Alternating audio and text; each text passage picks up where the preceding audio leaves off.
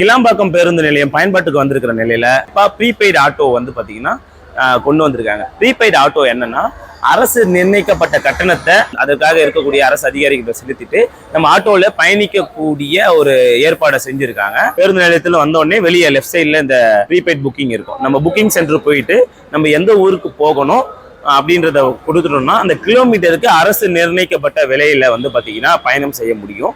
RTO official ஒருத்தர் இருப்பாங்க. அவங்க வந்து அந்த ரசீதுல இங்க கொடுத்துருக்காங்க இல்லையா, இந்த ரசீதுல வந்து பாத்தீங்கன்னா ஃபுல் டீடைல்ஸ் கொடுத்துருவாங்க. எத்தனை மணிக்கு எந்த இடம் போக வேண்டியது.